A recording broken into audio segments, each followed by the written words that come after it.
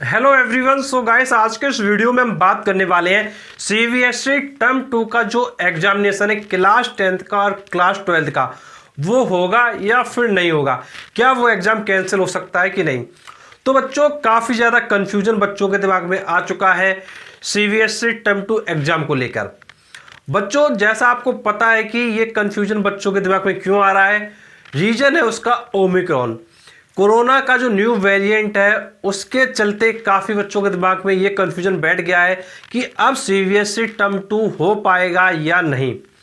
अब बच्चों, जैसा आपको पता है कि जो ये न्यू वेरिएंट है उसके लिए जो विशेषज्ञ कह रहे हैं, जो एक्सपर्ट्स अपनी जो राय दे रहे हैं, उनके अनुसार जो ये जो केसेस हैं कोरोना के न्यू वेरिएंट के, ये आपके दिसंबर एंडिंग तक बढ़ना क्या है बहुत ज़्यादा शुरू हो जाएगा और धीरे धीरे केसेस बढ़ते जाएंगे। जनवरी में जाएंगे, फिर फरवरी में जाएंगे और जनवरी फरवरी के बीच में ये केसेस क्या होंगे, अपने पीक पॉइंट पे होंगे, मतलब सबसे ज़्यादा केसेस आने लगेंगे। और एक्सपर्ट्स का मानना ये भी है कि 1 से 1.5 लाख केसेस पर डे आने के क्या है चांसेस हैं। अब बच्चों, इसके बीच एक्सपर्ट्स का ये भी कहना है अगर इससे बचना है, कोरोना की थर्ड वेव को रोकना है, तो कुल मिला के वैक्सीनेशन पे पूरी तरीके सरकार को जोर देना चाहिए और जो भी कोविड प्रोटोकॉल है वो देश के सभी नागरिकों को क्या है फॉलो करना चाहिए। अब बच्चों, इसके चलते समस्या ये आ चुकी है कि अगर जनवरी फरवरी के बीच में ओमिक्रॉन के जो केसेस अगर बहुत ज़्यादा हो जाते हैं तो क्या एग्ज़ाम के पहले तक क्या ओमिक्रॉन चला जाएगा कि नहीं।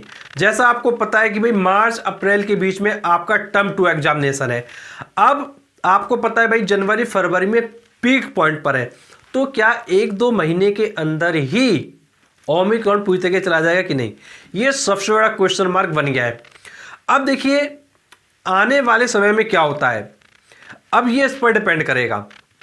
अब देखिए यदि क्या है ओमिक्रॉन की केसेस क्या है अगर तेजी से बढ़ने लगे इन केस, तो फिर देखिए आप मान के चलिए कि भाई सिचुएशन कंट्रोल नहीं हो पाएगी, तो फिर ये आपका सीबीएसई टर्म 2 एग्जाम का कैंसिल हो जाएगा। और अगर ओमिक्रॉन के केसेस रुक गए, कंट्रोल कर लिया गया, थर्ड वेव को कंट्रोल में ले लिया गया सरकार के द्वारा, तो फिर क्या है आपका ये टर्म 2 एग्जामिनेशन है वो टाइम टू टाइम हो जाएगा।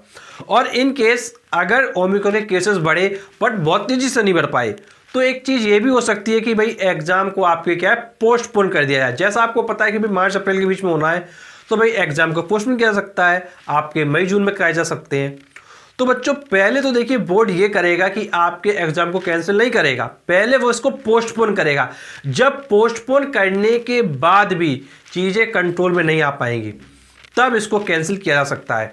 तो बच्चों, जो भी इस एग्जाम की तैयारी करें, चाहे आप क्लास 10th में हो या फिर क्लास 12th में हो, तो अच्छे से पढ़ते रहिए, क्योंकि एग्जाम हो या ना हो बट पढ़ाई आपके लिए बहुत ज़्यादा इंपॉर्टेंट है। क्योंकि ये जो आप पढ़ाई करें 10th और 12th में, ये आपके हायर स्टडीज़ में क्या है बहुत ज़्यादा हेल्पफुल होने वाली है। अदरवाइज़ क्या होगा, जब आप हायर स्टडीज़ में जाएंगे तो ये जो बेसिक चीज़ें हैं ये आपको प्रॉब्लम करेंगी। फिर आप उस जगह सोचोगे यार, अरे यार काश मैं अच्छे से पढ़ लेता।